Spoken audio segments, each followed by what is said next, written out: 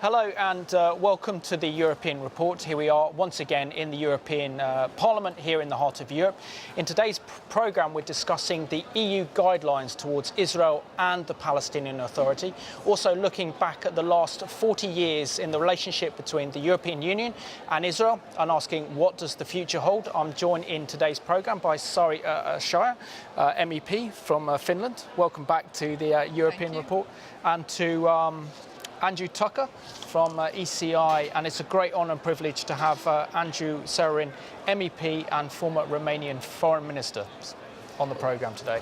I'll firstly ask you, Andrew, ECI, the European Coalition for Israel, sponsor this programme, got a big conference over the next couple of days. Can you share something about this conference and some of the agenda and some of the issues going to be discussed? Yes, Simon, we have our annual policy conference we hold every year in Brussels. This is the 10th anniversary of the European Coalition for Israel.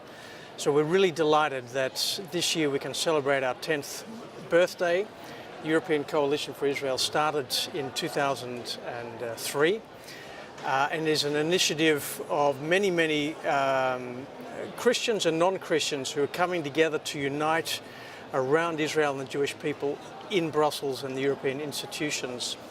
This conference we have here in Brussels is one of our main activities, and what we're trying to do is, on the one hand, outreach towards politicians here in Europe to connect them with not only with Israel but also with those many people throughout the 27 member states who share a concern and a love for Israel and the Jewish people. So we like to be a platform whereby people can connect together. And we also have a lot of people coming from the different nations here to Brussels to participate in the conference. The theme is 40 years of European policy towards Israel and the Middle East. And basically, one of the topics we're going to talk about today is the EU guidelines concerning the so-called occupied territories.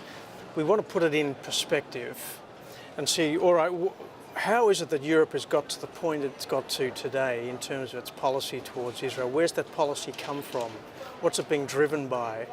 And how do we understand the so-called occupied territories in the context of not only the last 2 years or 5 years or 10 years, but the last 40 years, the last 60 years, even the last 100 years? Because we believe as the coalition we need to understand Israel in historical context. Otherwise the conflict is totally incomprehensible. No, sorry, it's great to have you back on the European Report. Can you share with some of our viewers some of the activities that you've got involved in recently? Because I know it's a busy year for you. It's a parliamentary elections with the European elections next summer. Well, actually, these guidelines has kept me busy as well, because those were given in mid-July, and then we, in the European Parliament, we just started our summer break, and most of the national parliaments were also on their summer holidays, and so we were totally surprised and also astonished at how these kind of guidelines came out, and so we wrote a letter to Commissioner Ashton to ask about how this is possible and what kind of impact these guidelines are going to have for the European researchers, for the NGOs, for this cooperation between Israel and EU. And when in September we came back from our summer breaks, we started immediately to arrange a seminar here in the European Parliament. We had a meeting with the Israeli EU ambassador, and we really would like to make awareness of that we here in the European Parliament, we haven't had any possibility to somehow discuss about these guidelines, or not to say that we could have a position about these guidelines. We haven't had anything to do with these guidelines. These guidelines were given by the Commissioner's office, and all the other democratic partners were totally ignored. Yeah, which is very important that we're discussing it now.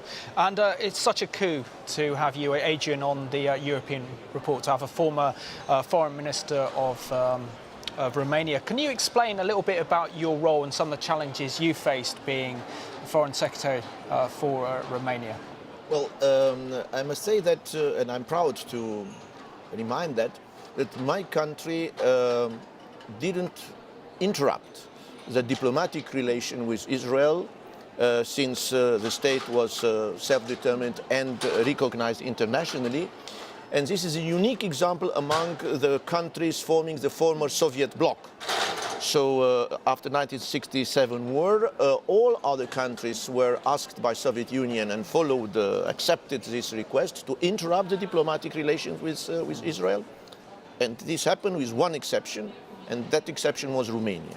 So this speaks not only about our, say, good feelings, but it speaks about our rationale in establishing a geostrategic importance, and I would say geoeconomic and geocultural importance of the state of Israel. The security of Israel is important for everybody, including for the European security. And certainly our history, I mean, European history vis-à-vis the Jewish people has a lot of shadows. We all know that. And certainly the past should be properly accepted. But as Shimon Peres, the president of Israel, once said, we believe about Middle East, but I think that we can extend that thought. I believe that in building the future, we need more imagination rather than memory. The memory divides us to a certain extent because many bad feelings are there, many bad events, which we have to condemn, which we have to accept. But we need imagination in keeping up the measures and the vision of the strategic relationship with Israel. And this is what we had to do. And therefore, I'm also very much concerned about the misguiding lines. This is how I call these so-called guiding lines. These are misguiding lines which were adopted, as my colleague has already said, without a proper, transparent and democratic consultation of the members of the parliament, but also in disregard of the historic truths and in disregard of the practical needs on the ground. So as a former foreign minister, I put all these ideas at the foundation of the Romanian policy towards Israel. There is a reality there. Certainly we have to cope with that reality.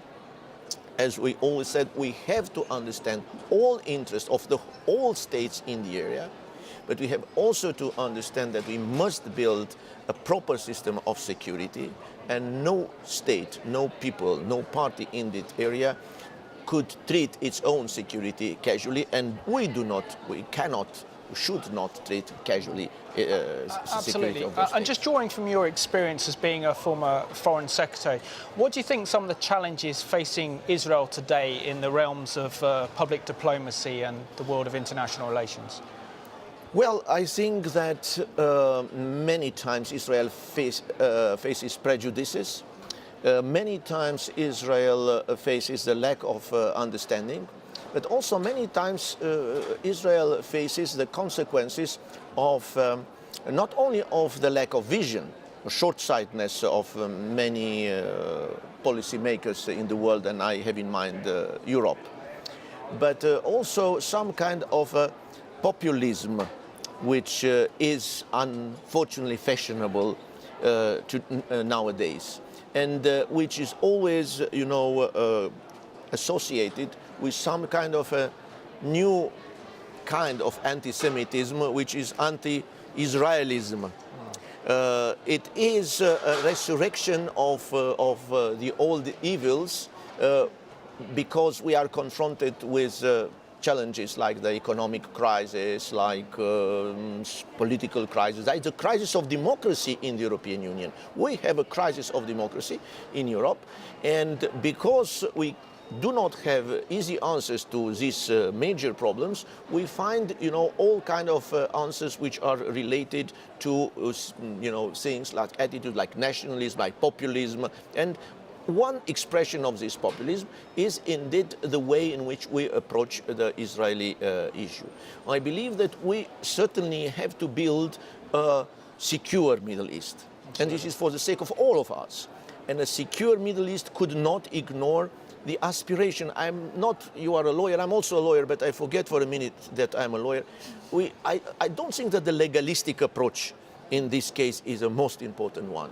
I think that we have to look to the realities, to the facts, and so to build the law on the grounds of these facts, on the foundation of these facts. And I think that without a strong Israel, the whole Middle East is weak. I think that without cooperation between the Arab nations living there and Israel, the Arab nations are weak. And if all these are weak, our security is vulnerable. So I myself, when I had to represent my country as a foreign minister, I have tried to pass this message not only to my Israeli interlocutors, but also to the Palestinian leaders, to the other Arab leaders. I think that instead of looking to all these, I would say, legalistic details, instead of looking to the facts, to the realities, it would be much better to come up with a real constructive project, rational and positive, and to defend this and promote these projects all over in that area without giving false expectations to some or reasons for unnecessary fears to others. Nice to see you as the new EU Commissioner-in-Chief for Foreign Affairs. So, well, let's pass. Let's forget this. Yeah. And Andrew, can you give us some sort of background briefing? Because I know this is your specialist subject in the EU guidelines and the implications for the EU's relationship with Israel. Okay. Well, as Sari said, I think the guidelines came out of the blue. Nobody really expected these guidelines, which, just to be clear, what they're saying is that the EU does not recognize any Israeli sovereignties in the so-called occupied Palestinian territory. So that's East Jerusalem, it's the West Bank, but they're also saying Gaza and the Golan Heights, which, by the way, is incredible. They still call Gaza occupied territory when Israel left in 2005. But putting that to one side, they're saying, okay, Israel has no sovereignty in those areas. We will not continue any public European funding of individuals or institutions which are outside the Green Line, okay, the pre-67 line. So any Israeli institution, and we're talking about the Hebrew University, for example, on Mount Scopus, because they happen to be on the wrong side of the Green Line, is not eligible any longer for European funding. And I think, as Sari has mentioned, this is going to affect dramatically partnerships between European, certainly scientific institutions and Israeli ones. Now, we would see this as really just another step on a very slippery slope towards boycotts of anything, products, activities of any nature. And it all comes from a European policy which is to create a Palestinian state on the fullness of that territory which Israel regained in the 1967 Six-Day War. So you recall that... From Jordanian control. Well, for the West Bank it was from Jordanian control, but from Gaza it was from Egypt and Golan Heights from Syria. So Israel fought a defensive war in 1967.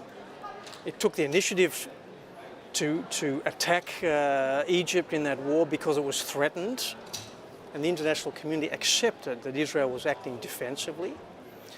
Surprisingly, within 6 days, won back a huge amount of territory, including also the Sinai. And so you had a situation where Israel had control of vast amounts of territory, which it hadn't intended to gain, and it didn't expropriate that territory, didn't annex it, but agreed to apply the international humanitarian law to it, which is what we call the law of occupation, the law of belligerent occupation. Now, Europe took the view in the early 70s, we are going to create a new project that's called a Palestinian state, which is going to be in those territories. And they're using everything they can, including international law, to fulfill that objective. That's why they're so committed to this idea that the settlements are illegal. We'll come back to it because I don't believe they're illegal at all, or at least it's arguable. But Europe has this intention to create a Palestinian state, which has really came out of a desire to appease the Arab nations. And again, it was driven by the Arab oil boycott. It was driven by Palestinian terrorism in the late 60s, early 70s, and particularly France, which has always had an anti-Semitic, anti-Israel, pro-Arab agenda, drove this policy. So I think that's where the guidelines are coming from.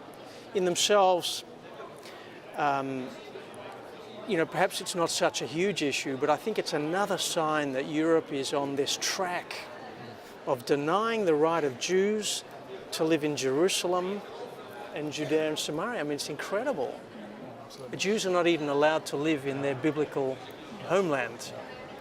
One other issue about these guidelines, it's going to have impact on the average Palestinian lives as well. There are over 20,000 Palestinians who are employed by the settlers, and if these guidelines are now going to be in place, so that means that it's very probable that these people are going to lose their jobs there. So even though that it is said in the guidelines that these guidelines should have non-impact on the life of Palestinian, it's not realistic.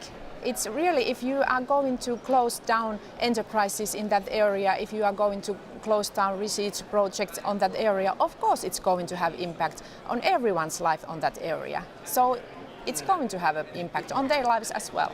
Absolutely. If I may, we are talking sometimes too much about land, forgetting about the people. Exactly. And I think that indeed what we are saying here, it's not because we ignore the interest or the legitimate aspiration of the Palestinians living there, but on the contrary, if you weaken the relationship between European Union and the various institutions of Israel and the state of Israel as a whole, you are going to create hardships for all people living in Israel, including the Palestinians. And normally, as we know, minorities are the first affected by the hardships affecting the state where they live. Absolutely. But do you think this is a good use of diplomatic time, energy and effort to produce these EU guidelines that effectively call for economic boycott against Israeli goods and services produced in Judea and Samaria, East Jerusalem or the Golan Heights, when in fact there are huge major crises breaking out in the Middle East? Number one, the Iranian nuclear program, Iran's support for international terrorism, not only in the Middle East but also around the world, the Syrian civil war, and the trouble we have in Egypt between General Sisi and the rise of the Muslim Brotherhood that has brought together with the mix of the Arab Spring that's bringing the Islamic extremists to power. Well, the whole mess, emerging in the Middle East was also encouraged, I'm sorry to say, by the wrong policies of the European Union, who supported vigorously and enthusiastically the so-called Arab Spring, which turned to be an Arab nightmare. And those of us, and I'm proud to say that I was one of the few colleagues here who warned against, the adventurous approach of the so-called revolution in Tunisia first, in Libya later, in Egypt, and I envisaged the fact that this will turn into a house which will, on one hand, undermine the fragile equilibriums in the area, geostrategic equilibriums in the area. On the other hand, will encourage the extremism, which of course includes terrorism. Now we have also Syria, another difficult and hot point, but another wrong approach. I'm happy that we didn't intervene militarily. I mean, the Western community didn't intervene militarily there because we would have even increased the mess over there. Certainly, we have this negotiation with Iran. I hope that the policy of non-military intervention in Syria might create some context for negotiations with Iran, but let's see where this negotiation will lead, and we should not be over-enthusiastic thinking that they will lead by our concessions, to a long-lasting solution tomorrow. So it is complicated, as you described yourself as well. At this point in time, in order to come constructively and to put, let's say, our money where the mouse is. And the mouse is there where we have to build joint projects to bring people together, Israeli and Palestinians in the State of Israel, to encourage them to work together and to work together working with us. Instead of that, we started to invent this nonsense, these so-called guidelines, which were not necessary before, and they are detrimental now. So I don't say that our previous policy was sublime, superb. It was not. But anyhow, we didn't feel the lack of these guidelines before. Now we are getting these guidelines, which, to my mind, was just going to mislead us. And indeed, we are creating dividing policies by that, instead of unifying. I think that including inside the state of Israel, okay, it is a state of the Jews with minorities. We have these minorities should be integrated. Well, I am, if you want, for two states, if this is a solution. If this is not a solution, we have to look for a different solution, for one state integrating people there of various ethnic and cultural origin. We have to look to the people, to the interest of the people, which includes the security of the people, individual security, collective security, national security. So we should not favor one or another solution starting from an ideological, or better said, dogmatic point of view. We have to look to what is best for the whole people, all communities living there, and to try to, open ways for them to identify the best opportunities. But how could we do that if we, in fact, divide them? These are not only misleading guidelines, but dividing guidelines, because we are going to divide the Palestinians from the Israelis, while we should ask them to, the Israeli state, to integrate these minorities. And I personally have spoken with some Palestinians living, absolutely ordinary people, drivers, barbers, owners of shops and things. And certainly they, socially speaking, personally speaking, they realize that their life, it's quite fine there, and they don't want to go towards an adventurous goal. Of course, on the other hand, from the cultural identity point of view, for their national pride, there are problems. One has to respect those problems, one has to respect these feelings and to address them. But you cannot address them by dividing them or by encouraging them to stay separate. You have to, and by treating them, I would say, on a manner which is discriminatory in the end.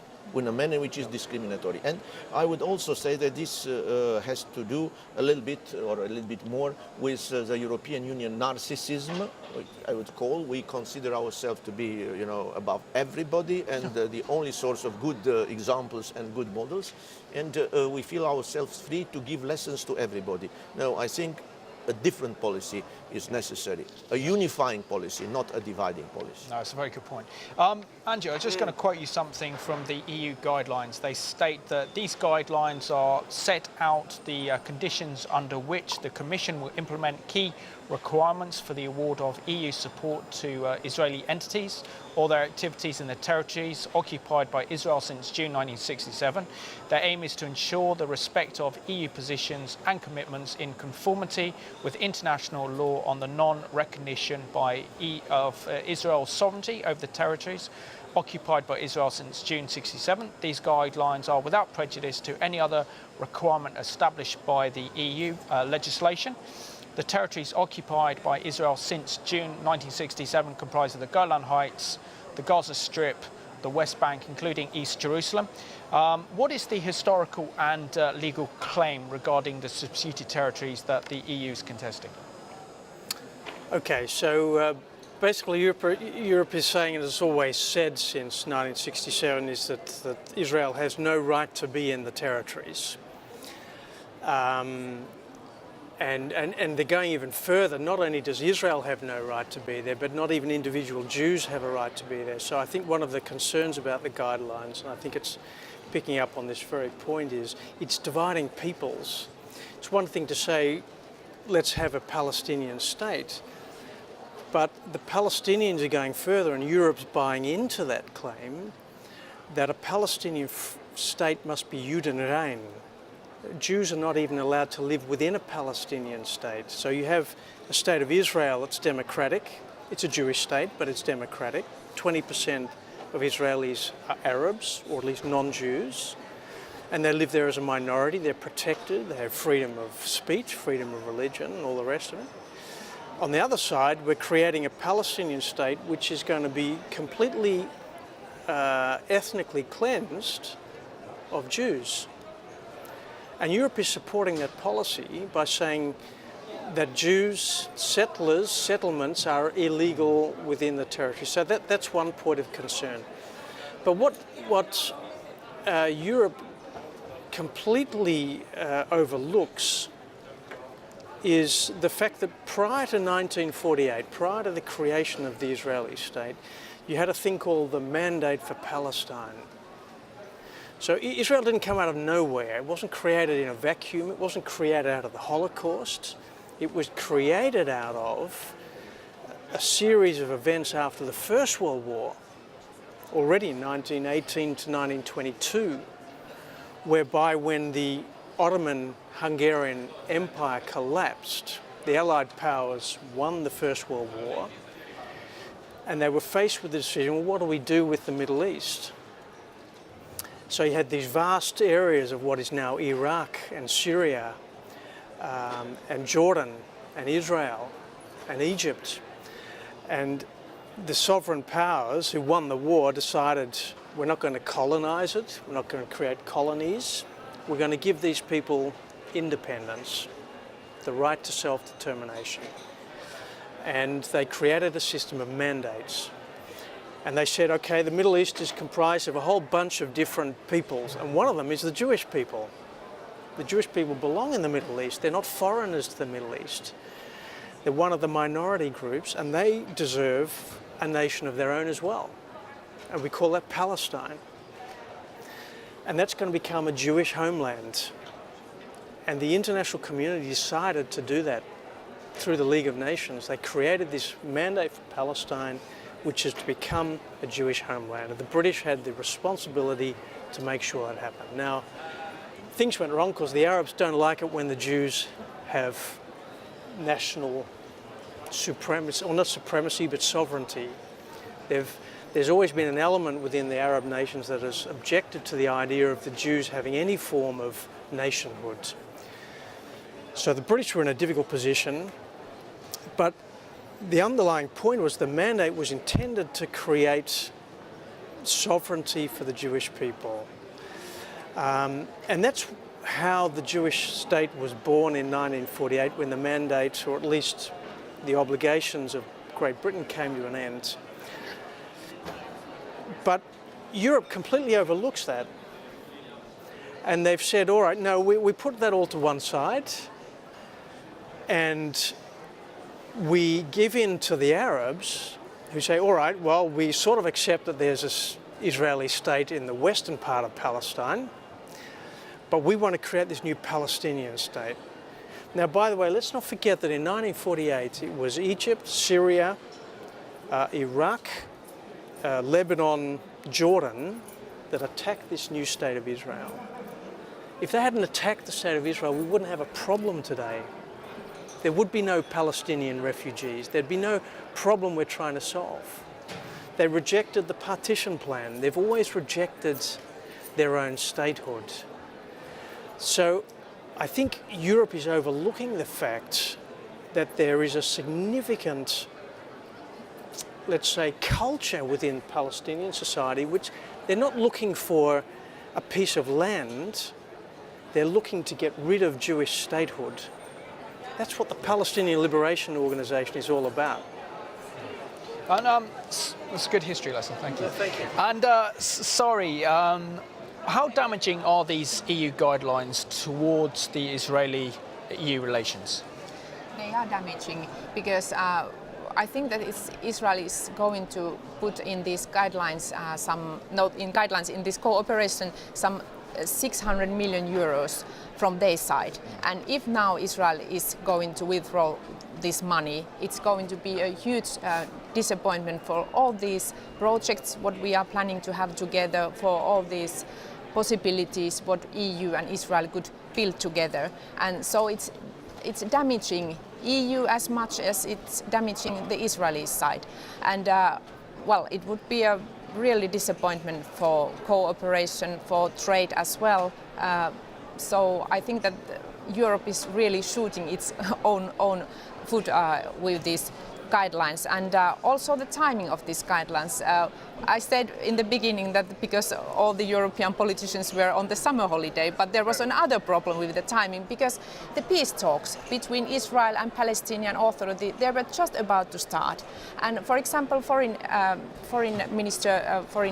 state minister from US, Mr. Kerry, he said that he was very, very disappointed that it happened then, because it was showing a lack of understanding that these kind of guidelines were then brought to the table. Then there was some kind of possibility for these peace talks to start after all of these struggling times.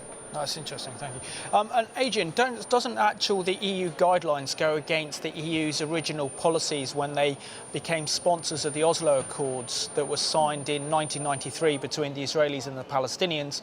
And part of the legal framework of the Oslo Accords was to allow both sides, the Israelis and the Palestinians, to come to their own final agreement regarding the issue of Jerusalem, the issue of Jewish settlements and final borders. So it's not really the EU doesn't really have a place or legitimacy to actually impose borders and to say this is a future Palestinian state.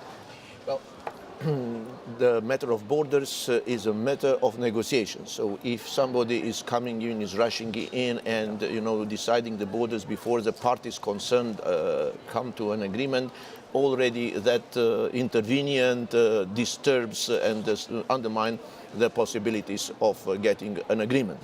But you said that European Union, by these guidelines, goes against its pro-Oslo agreement policy. I would say that by these guidelines, European Union goes against its own nature as a soft power, using trade, using investment, using cultural relations in order to promote security and a certain policy and to build a certain geostrategic equilibrium. So if we really want the Israeli government to have a different policy, we should strengthen our trade relations with Israel. We should strengthen our economic ties. We should strengthen our cultural and research joint project and activities.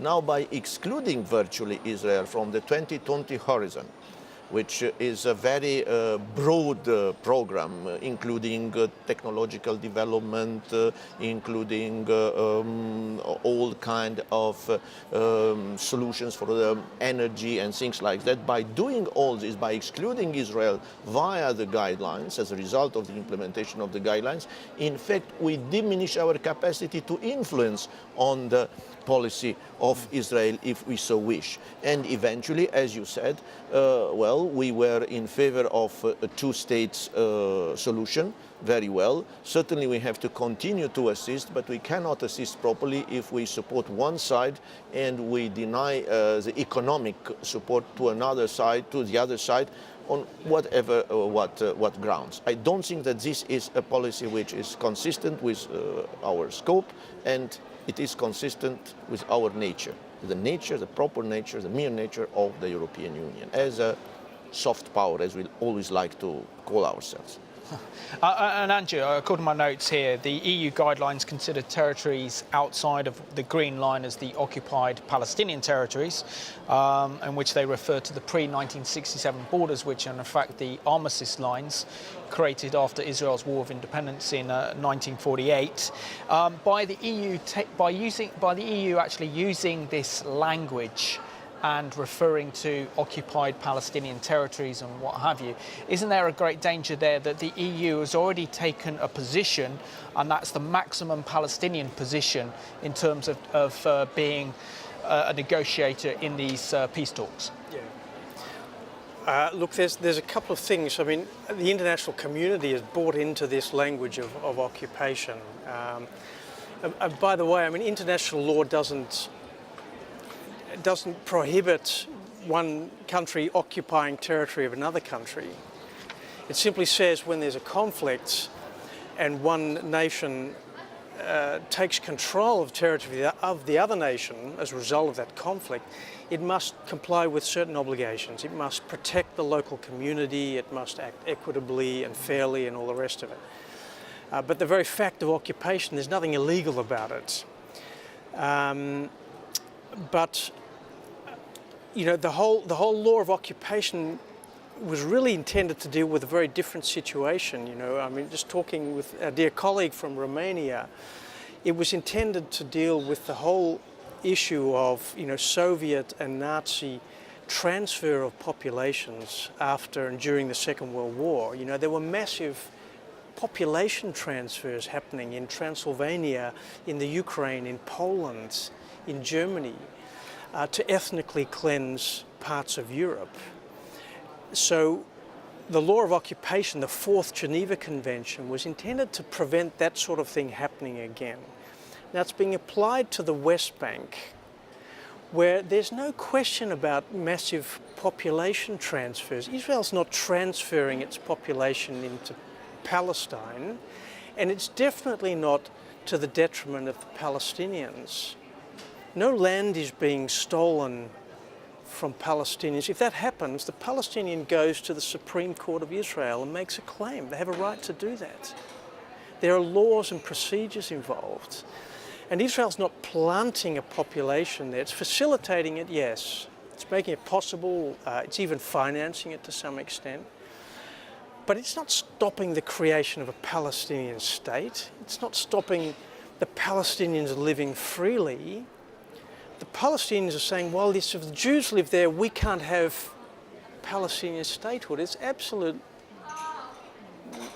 misinterpretation of reality, I would say. But the second thing is the Oslo Accords, as you've just said, they created a completely different paradigm. You know, when they came together in '93, they said, all right, let's put aside our conflicts. Let's look to the future. Let's create a structure to move towards Palestinian statehood. And they set a framework for negotiations. And as you rightly said, in that framework, you have three areas of the West Bank. One has already been given to the Palestinians, the second is under joint control, and the third area, the largest, is under Israeli control. That's the area we're talking about. And they said, all right, well, we'll negotiate about it. So Europe is a partner of the Oslo Accords, is completely conflicting with its own obligations, I would say, under the Oslo Accords. So.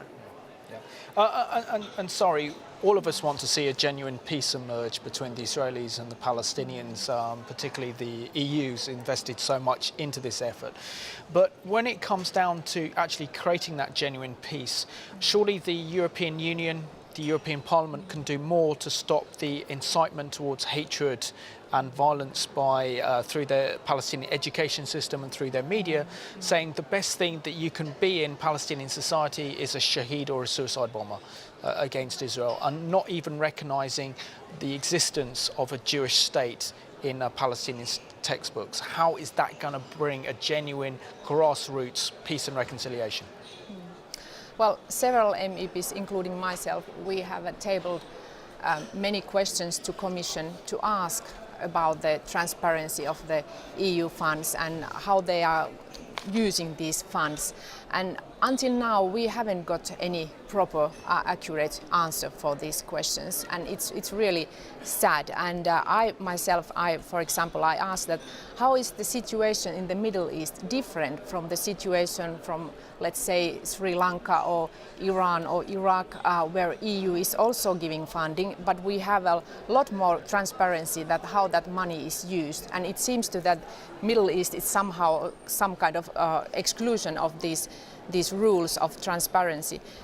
European Parliament in its previous plenary session in October, we asked in the connection with the approving the next year's budget, 2014 budget, that a part of that budget sum which is going to be given to the Palestinian Authority shouldn't be given beforehand. We have accurate, transparency information about the use of the money, that we would have some kind of report, certain auditing report of the use of the money, and after that we are willing to give the rest of the money which we are annually giving to Palestinian Authority. And I think that this was probably the first time that the European Parliament took this kind of action, that we really would like to know that how this money is used. Usually this budget line is just accepted without any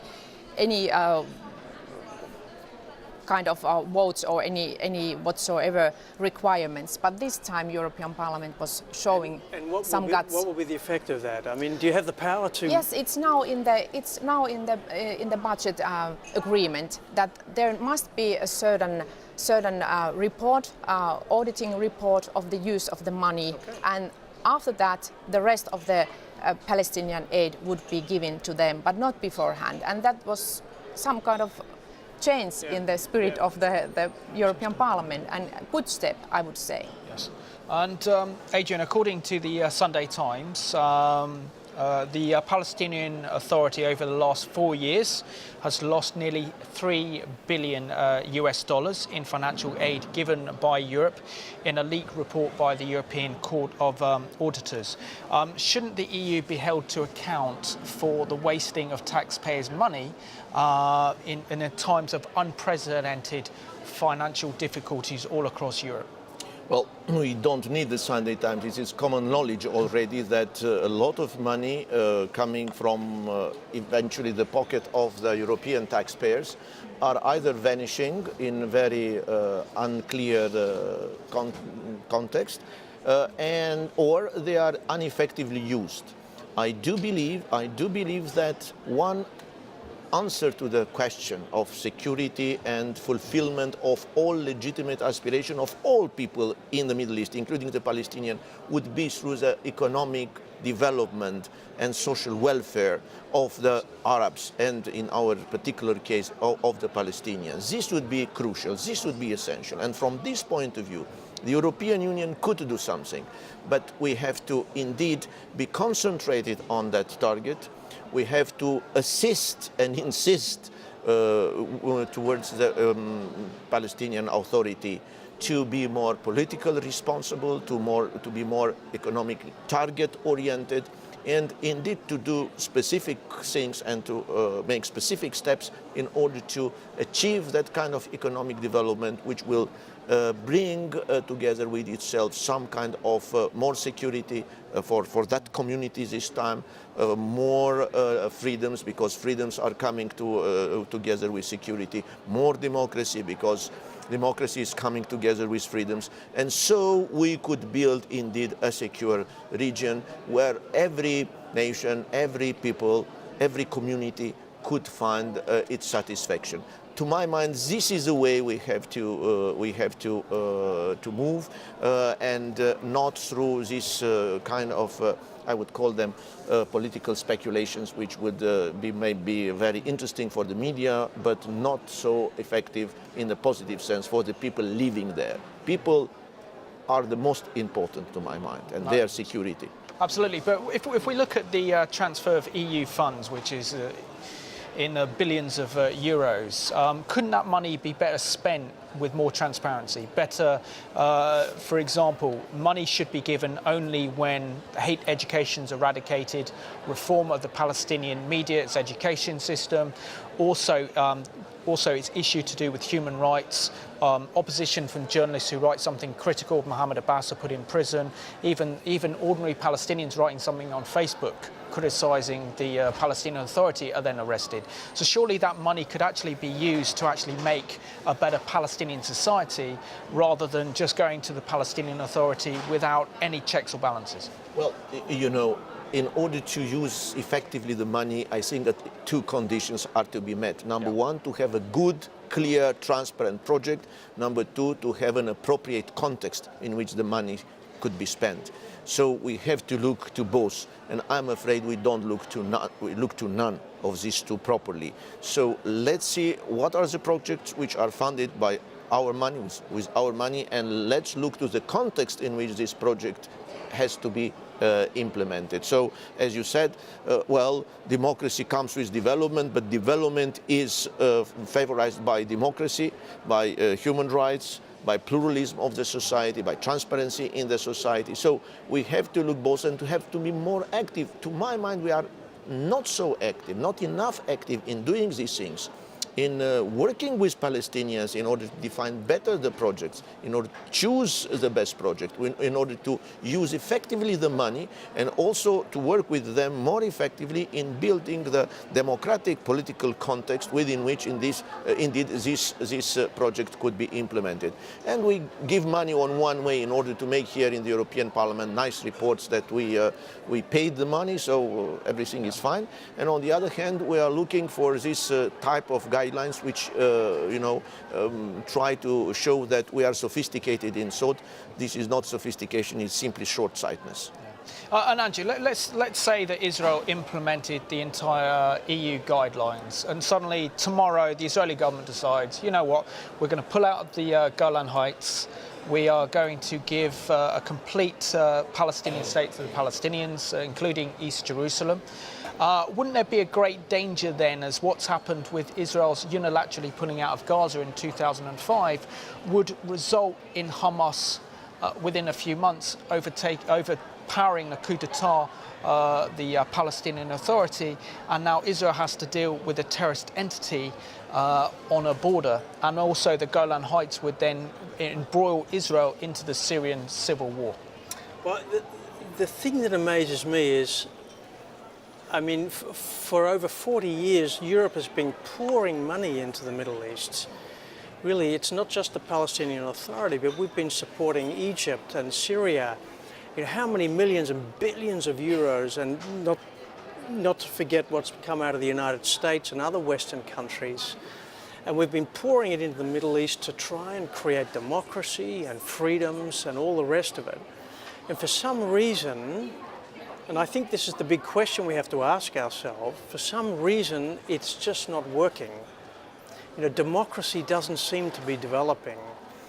And we all thought the Arab Spring indeed was going to lead to an Arab summer, but it's become an Arab autumn leading to an Arab winter.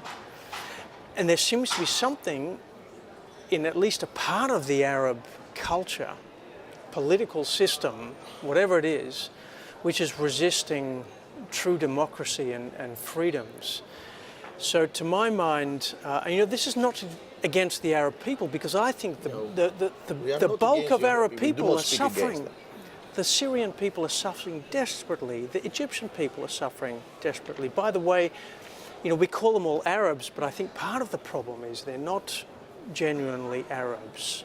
You know, there are Christians now, particularly in many of these countries, putting up their finger and saying, you know, we don't belong to the Arab nation. We are ethnically Syrians, Egyptians, whatever.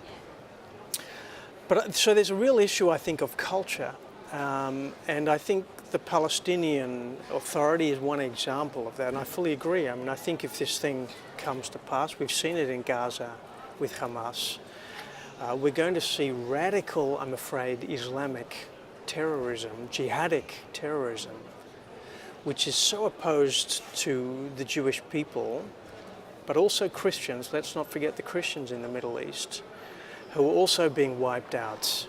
You know, hundreds of them in Egypt and Syria and Northern Africa, right down into Nigeria. So the answer to your question, I think there is a serious issue. Yeah. Okay.